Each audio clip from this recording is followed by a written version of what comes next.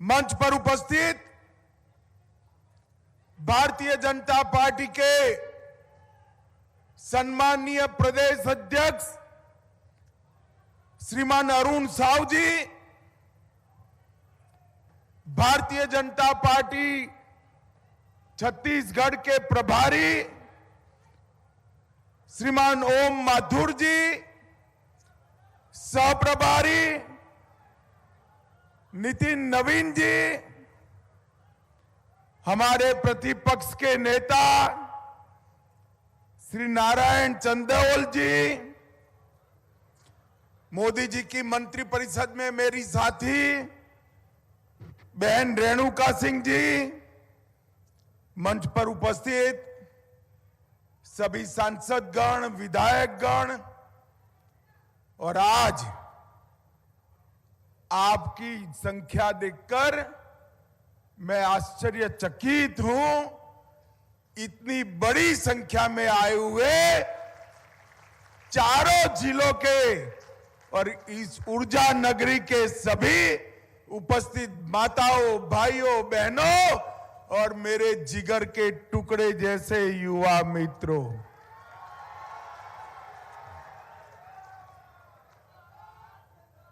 मेरा सौभाग्य है कि मैं आज प्रभु श्री राम के नैनीहाल में आया हूं और प्रभु श्री राम के नैनीहाल में आया हूं इसलिए सारे छत्तीसगढ़िया लोगों को मन से जय श्री राम कहकर मेरी बात की शुरुआत करना चाहता हूं। मित्रों, आज राजीव माता जयंती का शुभ दिन है। इस शुभ दिन पर राजीव माता, मां मडवा, कर्मा माता सबको प्रणाम कर कर मेरी बात की शुरुआत करना चाहता हूं। मित्रों, जब मैं आज यहां आया हूं तब सबसे पहले छत्तीसगढ़ वालों को ये बताने आया हूं, आपका ये सालों का सपना, ढाई पीढ़ी की लड़ाई कि छत्तीसगढ़ को अलग राज्य मिले, वो लड़ाई कांग्रेस के अत्याचारों से कहीं न कहीं रुकी हुई थी। भारतीय जनता पार्टी की सरकार बनी, अटल जी इसके प्रधानमंत्री बने और अटल जी ने छत्तीसगढ़ वालों को छत्तीसगढ़ की भेंट देने का काम किया और हमारा आज का छत्तीसगढ़ अस्तित्व में आया। भाइयों बहनों, जब पुराना मध्य प्रदेश था तब मध्य प्रदेश को बीमारू राज्य मानते थे। छत्तीसगढ़ बढ़ा। छत्तीसगढ़ के बाद जब चुनाव हुआ, छत्तीसगढ़ की जनता ने भारतीय जनता पार्टी को जिताया और तीन बार शासन करने का मौका डॉक्टर रमन सिंह को दिया। मैं आज समस्त छत्तीसगढ़ की जनता को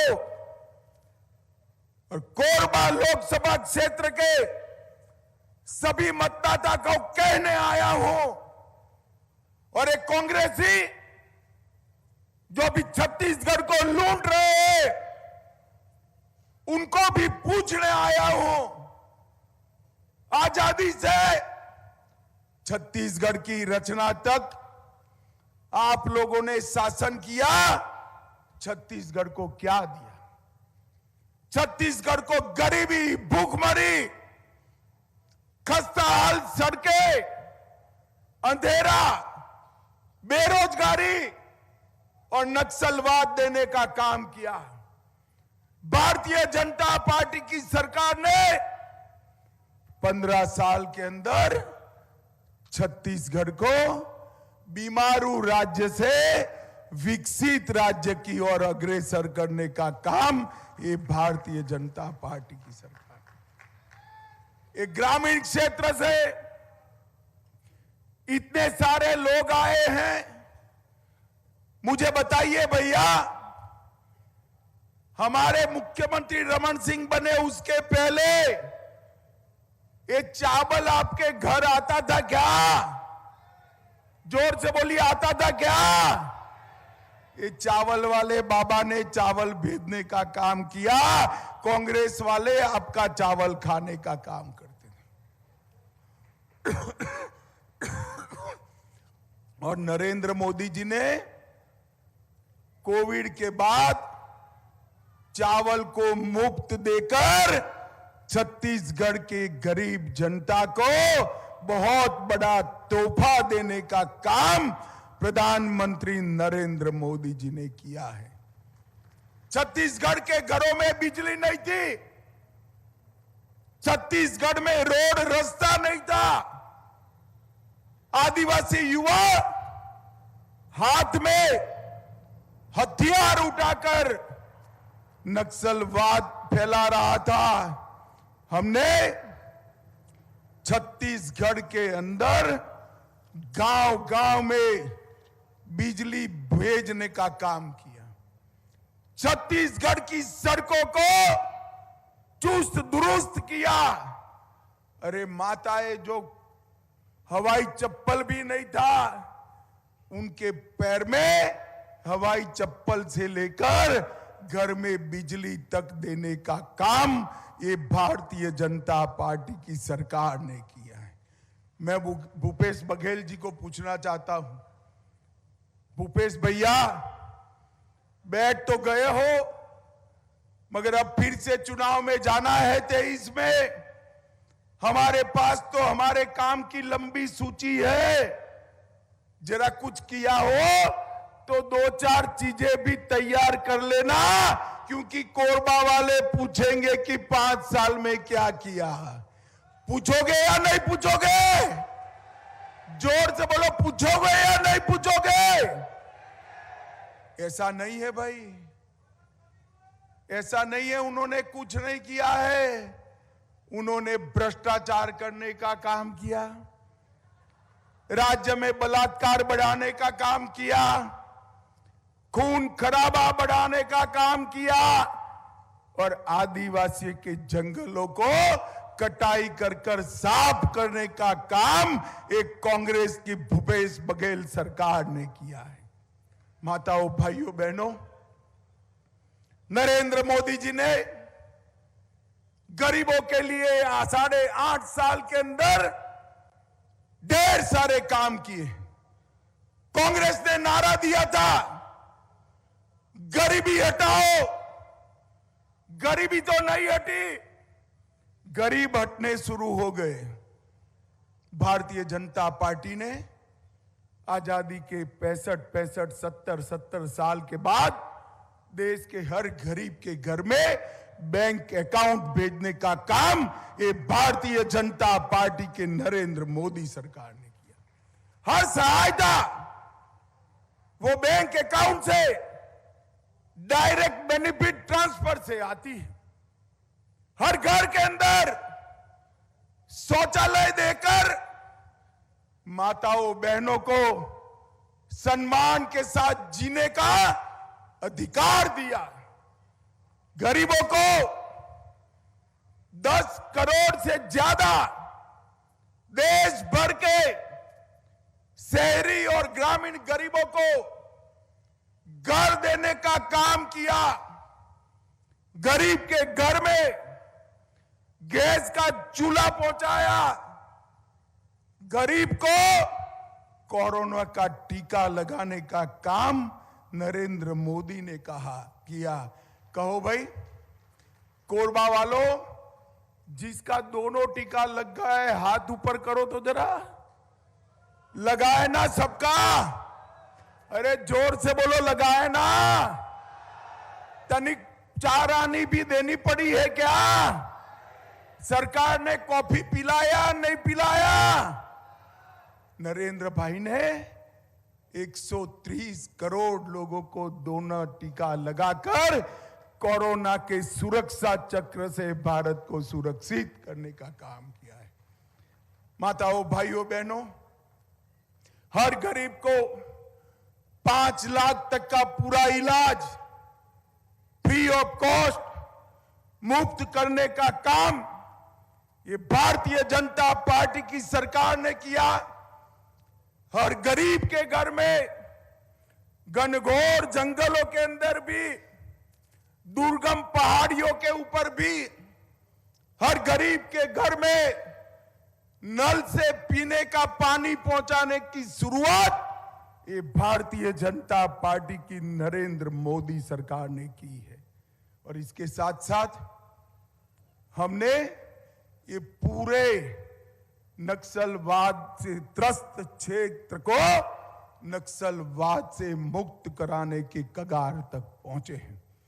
कांग्रेस के शासन में 2009 में देश भर में 2258 नक्सलवादी घटनाएं होती थी और 2021 में वो घटते घटते घटते 509 रह गई है। मित्रों, मैं आपको बताता हूं 24 के चुनाव के पहले हमारा ये प्रयास रहेगा कि समग्र देश नक्सलवाद की चपेट से मुक्त हो जाए। मित्रों,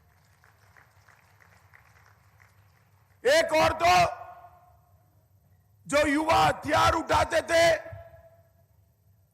उनको विकास के युक्त किया, रोजगार दिया, वहां टेलीफोन के टावर पहुंचाए, स्कूलें पहुंचाई, रोड पहुंचाया, पानी पहुंचाया। और दूसरी ओर जिनके हाथ में हथियार थे उनका सख्ती से मुकाबला कर उसको समाप्त करने का काम ये भारतीय जनता पार्टी की सरकार ने किया है। मित्रों, ये ओबीसी से भरा हुआ प्रदेश है, आदिवासी भाइयों बहनों से भरा हुआ प्रदेश है। कांग्रेस हमेशा पिछड़ा वर्ग की बात करती है, मगर पिछड़ा वर्ग को कुछ नहीं दिया था। भारतीय जनता पार्टी की सरकार ने पिछड़ा वर्ग आयोग की रचना की और पिछड़ा वर्ग के सभी भाइयों बहनों को संवैधानिक अधिकार देने का काम हमारे प्रिय नेता नरेंद्र मोदी जी ने किया है। इसके साथ साथ पिछड़ा वर्ग में नीट की परीक्षा में आरक्षण की व्यवस्था करी, नवोदय विद्यालय, केंद्रीय विद्यालय और सैनिक स्कूलों में पिछड़ा वर्ग के लिए 27% आरक्षण की व्यवस्था की। पिछड़ा वर्ग के उद्योगपतियों के लिए वेंचर कैपिटल फंड की रचना की और मैट्रिक और पूर्व छात्रवृत्ति के लिए 44,500 रुपए का वजीफा देने का काम भी भारतीय जनता पार्टी की सरकार ने किया था। मित्रों, मैं आज आपको बताने आया हूं, हमने तो 15 साल तक ढेर सारे काम किए थे, मगर इस सरकार ने झूठ बोलना, बार बार बोलना और माइक में बोलना, ये सूत्र को अपना लिया है। उन्होंने भ्रष्टाचार करने के अलावे कोई काम नहीं किया है। मैं आज रमन सिंह सरकार के बाद जब भूपेश बघेल की सरकार बनी, मैं पूछना चाहता हूं, बघेल जी, आपने और आपकी पार्टी ने जनजातीय समाज के लिए, ट्राइबल्स के लिए क्या किया? इसका हिसाब किताब छत्तीसगढ़ के आदिवासी भाई बहन मांग रहे हैं। कांग्रेस सरकार इतने सालों तक रही, संविधान बना तब से अब तक कभी भी कोई जनजातीय भाई या बहन देश का राष्ट्रपति नहीं बना। नरेंद्र मोदी जी ने संथाल की गरीब बेटी द्रौपदी मुर्मू को महामहिम द्रौपदी मुर्मू बनाने का काम। और एक संवैधानिक इतिहास बना।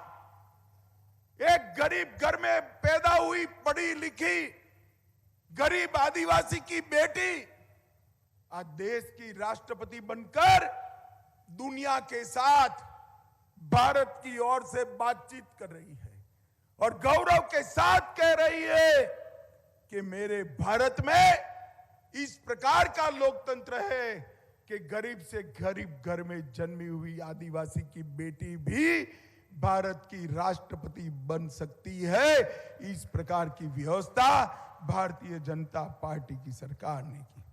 मित्रों, मैं आज यहां आया हूं तब इतना जरूर कहना चाहता हूं कि डिस्ट्रिक्ट मिनरल फंड की शुरुआत मोदी जी ने की थी।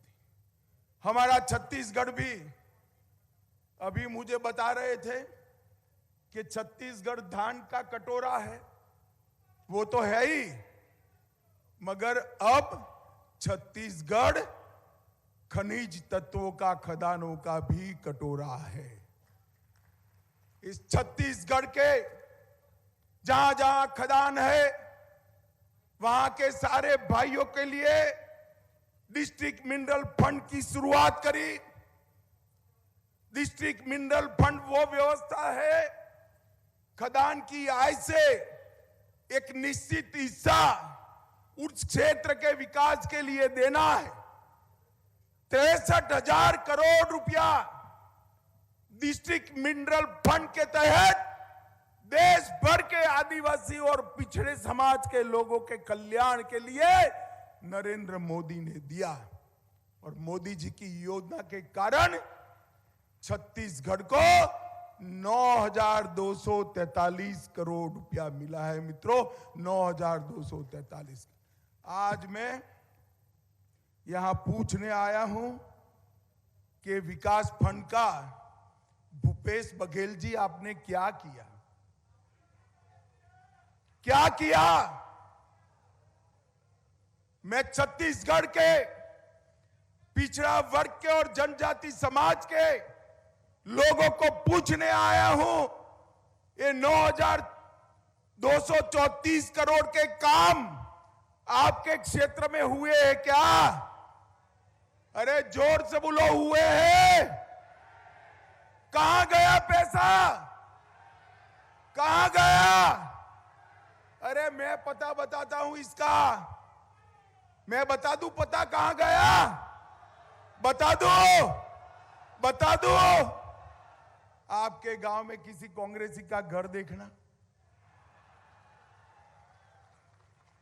बघेल सरकार बनने के पहले स्कूटी चलाते होंगे, अभी वो 4-4 कंगन वाली गाड़ी आती है ना, क्या कहता है उसको?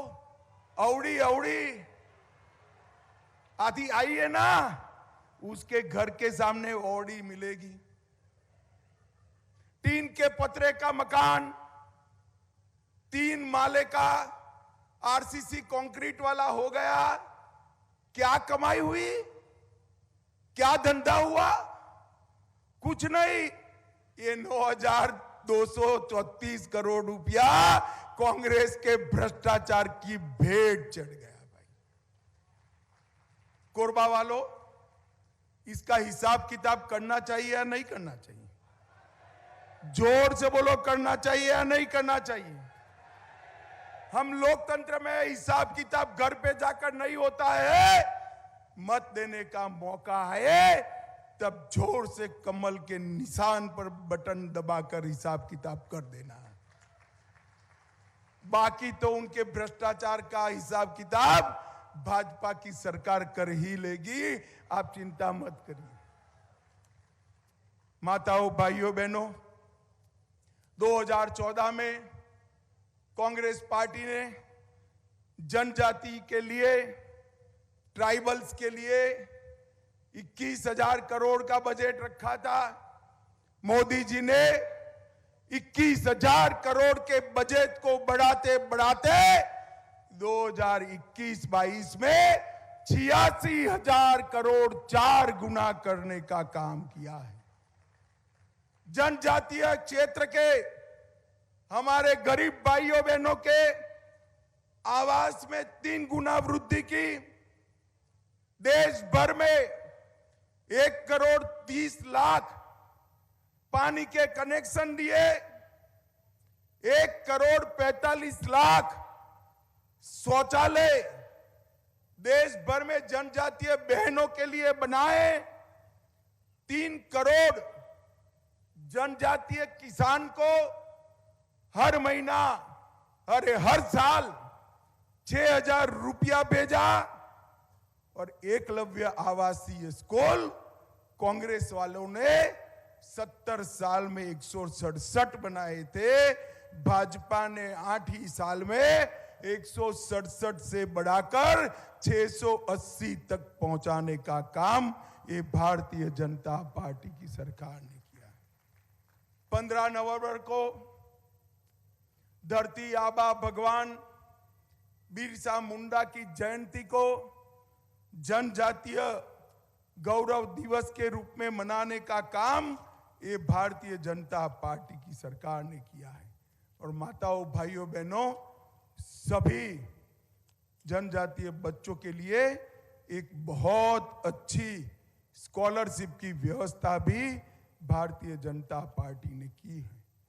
माताओं, भाइयों, बहनों, मैं तो यहां आया हूं 2023 और 24 की चुनाव की तैयारियों के लिए, मगर 24 के पहले 23 का चुनाव आना है। मुझे बताओ, आप लोग चाहते हो 24 में मोदी जी फिर से प्रधानमंत्री बने?